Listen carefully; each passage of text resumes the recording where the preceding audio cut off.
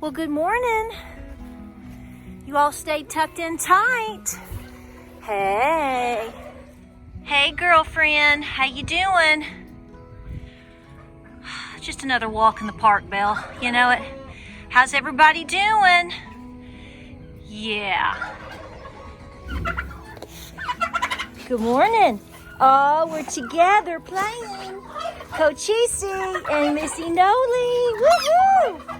Hey, don't you start. Doing good, doing good.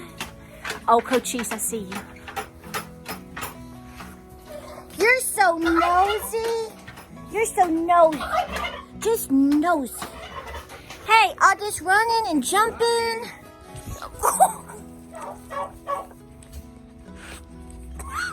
Got it. Come on, girlfriends. Come on, guys. Nobody falls down. Let's go. Listen, I gotta keep you in here for just a few minutes, girl. Big Daddy's gotta eat his breakfast. Yeah, he's gotta have his biscuits and gravy, and you need to eat your biscuits and gravy. Yeah? Yeah, we don't want any food issues or aggression.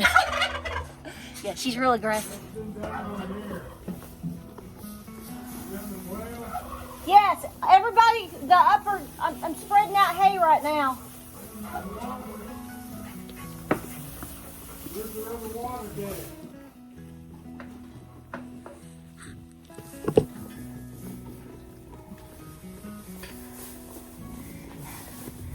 Joey, you want to say hi to everybody?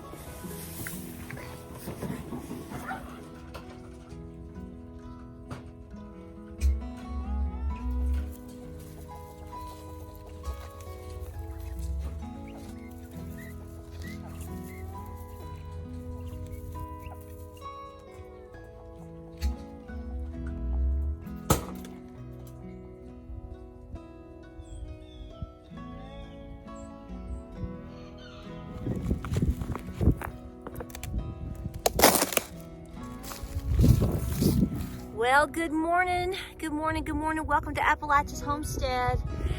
So we didn't get that much snow. I told you it didn't smell like snow. Welcome to the channel. So I do believe it's a whopping, I think we're above 12 now. So everybody did great. We worked really hard yesterday, prepped everybody. It was really weird because they said this big storm was coming through and it got windy, it got brisk. We got some sleet and it started to snow and then it changed to rain. The bad thing about that is that when that happens, a lot of times, as you know, you get all this wet moisture and a lot of rain, and then the temperature dropped from like 36 to 12. You know, it's insane. So those are the days we just don't like, and we don't like ice storms especially. So we're going to warm up tomorrow and get above freezing, so it's going to be okay. Then we have rain again on Sunday. But I moved the cows last night over with the goats, put everybody up under extra hay, extra straw, extra shelter, tarps, the whole 9 yards, and everybody's just fine. But the million-dollar question is are you just fine? This is a challenge video for you, and it's going to be generic in some forms because, to be honest with you, we could make a 20-minute video on just one of the things that I'm going to mention in this segment that I specifically mean for you and for everyone, including myself, to make sure you're squared away on for this year. If there's one thing that we've learned, this is going to be the year of our comeback. but it's going to have to be the year that you decide to come back, change things for good, improve things. If you're not into the world of self-sufficiency, I bet something around, something that's happened around in the last 2 years or so has changed your mind. At least you're thinking about it, right? So this is the year of the comeback. You're a comeback kid. 2022 is going to be your year. And I'm going to list out some things generically here in this next segment, talking about things that I really want to encourage you to start today, as of yesterday. Folks, the politics aren't getting any better. The division, I pray, will. I think a lot of people are seeing things that are happening and they just are at a loss for what to do. And I'm telling you, if you want to regain control and to reduce your anxiety and to secure your home and your family better, no one's going to do it for you. You have to be the one to do it.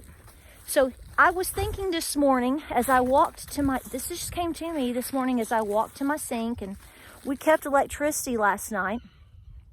And I turned on the little light above my sink to start washing some dishes and prepping for, to get ready for the morning, right? Make bread. And it was blinking. Now, yeah, I know, maybe the light bulb's going out, okay? It could be. But it was like my house and the grid was really, really working, really, really pumping to try to provide energy for our home. Yeah, we used wood last night. We are using our wood stoves. Thank God we have them. But my point is we still rely on the grid. I've said that for years. I make no bones about it. But I understand that it's not always going to be there for me, even if it's just for a 2, 3, 14-day period. And so that's why you see us in many different ways have the things that we have. We may not use them every day, depending on what you're talking about. I mean, I'm not splitting wood every single day. I'm not cooking on the wood stove every single day. But we have them and we know how to use them. But I kept watching that light blink and I was running my water, that hot water, and the house was warm, and I thought, just like that, as we've learned before in so many ways, it can all go away in just a second. Now, to be self-sufficient, the first things that you have to consider are the obvious things. I've made lists before. There's tons of, folks, this is an endless topic on YouTube, okay? So there's all kinds of things and different folks you can look at for ideas, but you need to think about the very basics. When we talk about an economic collapse or a problem with a Great Depression, which is the nicest way to put, if anything ever happened, calling it a Great Depression comparable to 1929 is actually easy street, okay? We're not the same people that people were in 1929. We've talked about this before. People are not doing the things that their great-great-grandparents did during that time period. Overall, our population doesn't even grow their own food anymore. And if you listen to every YouTube channel scaring you up and down the block, they want you to basically stop keeping cows, stop keeping pigs, and you better not have a chicken, because Lord knows you just might not make it by the end of the day if you have a connection to animals and animal husbandry. I hope you turn that off and understand that these things sustain you. Put your fear aside, because fear is a liar. But a lot of people made it through the Great Depression because they were basically prepared, or they were the most sustainable. What that means is they actually owned their home, or they owned their land. They weren't renting, making payments. So therefore, you have to understand that that's first and foremost. That's not the scenario for most of us now, is it? So what can you do? Very easy, folks. Go the Dave Ramsey route, whatever you need to do. Pay off your debts, folks. I'm not going to go through a financial whole deal here as far as your personal things. I'm not a professional on that, but I know a little bit about it. Have done it myself. We've done it. And I'm telling you, to become as debt-free as you need to be is number one. You have got to work on your debt. Every time you kick something off the monthly bill and that takes away from your payroll, that is money to put back for you, money to be putting into your home and the things that you need. It's a no-brainer. It's January. What can you do as soon as possible? Can you pay off your car? Can you pay off the credit card? Like I said, there are strategies that different people have. Sit down and do what works best for you. But you need to be doing something. You cannot be living and drowning in a world of debt and the world crashes down around you. Then what? The next thing I want you to do, and these things could go in several different orders, so I'm just going off the top of my head. Today I went into my pantry. Actually, this started before Christmas, and I was looking around and I started noticing things that I have or things that I had at that time needed to be used or rotated pretty quickly. They were coming up upon some expiration dates or use by dates. Now, yes, I know in a crisis, would I go past those dates? Yeah, Lord, okay. Because somebody's going to say, I never look at those things. And I ate Pillsbury Doughboy biscuits from 1972 last week and I lived. Well, that's great, but here's the deal. The smart thing to do is to try to rotate if you can. If you have cake mixes or if you have something specific that you know you can use in the next month because it's supposed to go bad or used by February, start doing it. Start rotating your pantry. January and February is a great time to start going through things in your home, your preps, your items, your blankets, the food items in your freezer. Start pulling those meats out, letting them thaw, and start maybe, how about canning them? I know a girl that is teaching you a few things about canning items and canning on YouTube. So, and there's a lot of different folks that do that on a lot of different sources. But, you know, it's kind of hard to do a lot of cool things outside right now beyond the requirements or walking like you should be. But start looking at your pantry. Now, what if you haven't done anything with the pantry? What do you need to do? Again, if you have not taken anything serious about the rising of food costs, all of the situations that we've seen over the last several months with the supply chain, if there's one thing that you've learned, having a backup saves you on a rainy day, such as when you're sick. Helping others. When food prices start to go up, you're at least buffered for a while. It also has helped many people when, say, they have job loss. And I know folks that have commented here and they said that, you know, their husband lost their job, but they knew that they had about, 18 months worth or 6 months worth. I've had several comments of they had a food pantry lined up. So you know what? They didn't basically have much of a grocery bill for a long duration, and it was enough time to help them to figure things out, get back up on their feet, and then take on the world again. It's a buffer. It saves you. If you don't have some type of backup system for yourself, that needs to start right now. There is no way in the world, and I sound like a broken record, but the fact is, I don't see how anybody in their right mind cannot look back over everything that humankind has experienced in the last 24 months and go, buying an extra bag of sugar or buying some, extra rice or, learning how to make baked beans or cook pinto beans, that hasn't helped me. And putting these items back that are more long-term. Folks, these are key. They're key to your survival. It's not something that this is why I'm saying go through your pantry or start your pantry. It's not something that you just go get necessarily and put it away and it's done. No, you have to work it. You have to own it.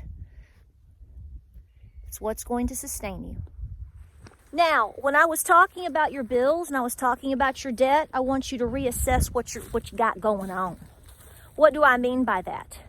If you have debt, let's say, or you have bills, like say, let me give you my example first. We obviously pay auto insurance. We have some automobiles.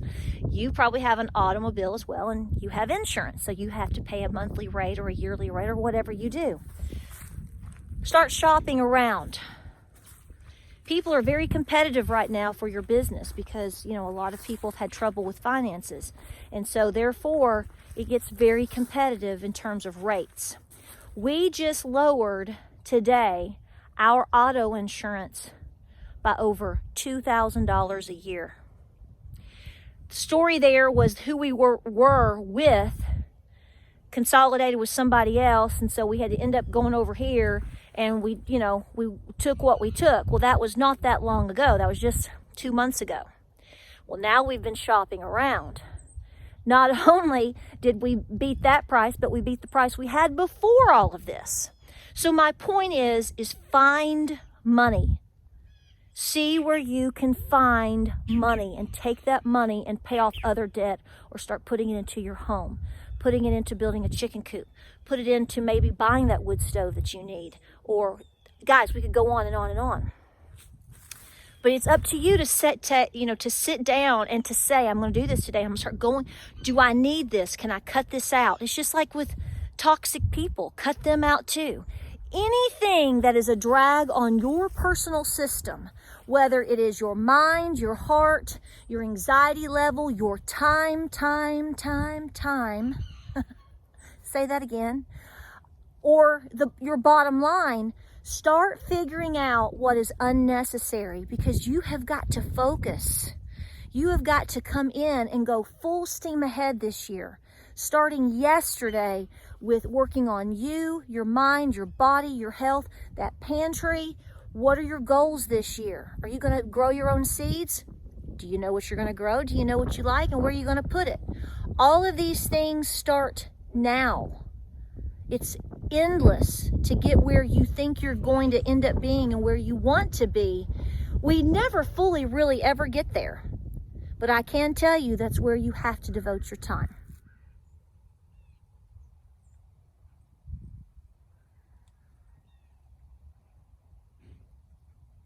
Okay, we have bounced up to 23 degrees. And yes, I thawed every one of these out because we have to thaw out and rotate and do all of these things. So I got that done. But listen, the next thing that I'm going to say in this video is by far the most important. In fact, I may end up putting it at the front of the video, which could make the video weird.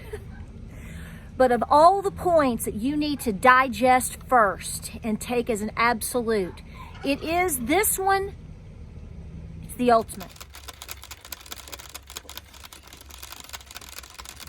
Okay, everything's done. It's only taken several hours to get everything done, but this is the deal, folks. This is the most important thing I can say to you right now, whether you have been doing this for 50 years or you started yesterday. Here's what I'm going to tell you. Especially I'm going to tell the ones that are just now starting out. First of all, don't let anybody discourage you. What I mean by that is you're going to get a lot of people. I don't think you're going to see as many as you did, say, 5 or 10 years ago. You know, us pioneers, we went through a lot of flack to choose the lifestyle that we have. If you didn't come from it necessarily, or if you were on a different path, people go, why are you doing that? They just didn't understand. What you're going to find now is that a lot of people, a lot more than you know, understand. Here's the thing, it's just about whether or not they've got the guts and the gusto to get up and do what you're going to be doing. So here's what I'm saying to you. Any negative Nellies that try to downplay, talk you out of you becoming more independent-minded, free-thinking, and self-sufficient, like I've told you in many videos, you need to cut them away from your life. Now, I understand some of these people may be very close to you. What I mean is, turn that off, because I'm going to tell you right now, let me tell you from personal experience, those are going to be the first people that come to you in a few weeks or in 6 months or whenever and say, how are you doing that? Can you help me? See, you are becoming enlightened to do things that you need to be doing, and you will be a role model for others to have the guts to do that. It's a domino effect. Had I not done what I decided to up and do in, 15 years ago, especially 10 years ago, I wouldn't be sitting here or standing here in the freezing cold talking to you and trying to encourage you. We encourage each other. It is a domino effect. If someone is ugly to you about it, tries to minimize what you do, how important it is, play on your emotions, manipulate, and just tell you you're plain silly or plain dumb, cut those people out. You don't need to take any verbal abuse. I don't really think you're going to see it, though. Not to the level that I know that we did like I said, a few years ago. You need to do these things for you. It's not about other people. It's about you, your circle, your close family. Don't let other people that aren't doing anything dictate what you need to be doing. It's really cheap to be sitting on the computer, laid back in your recliner, knocking your knuckles to say something ugly to somebody. Or, like I said before, if it's somebody personal, well, you know, you're going to have to pick and choose your battles. Because here's the thing, the more self-sufficient you become, the tighter your circle will become as well. And if somebody is not really bringing a whole lot to the plate in a crisis, and they're negative, or they're worse than that, maybe they're hateful, or they're a leech. Yeah, I said that.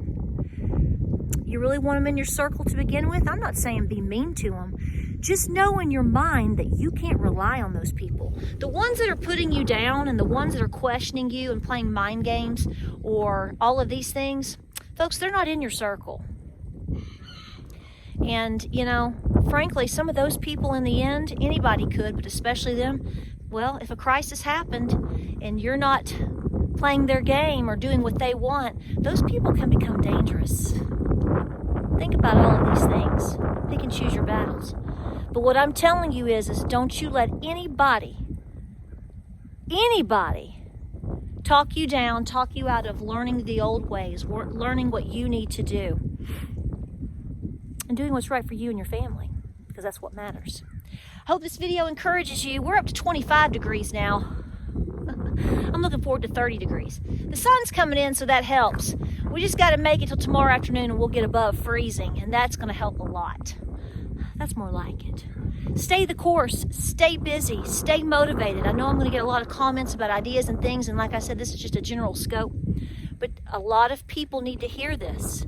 And not only that, but a lot of people need to hear it repeatedly. I know I do. All right, y'all, go get it. It's time to live.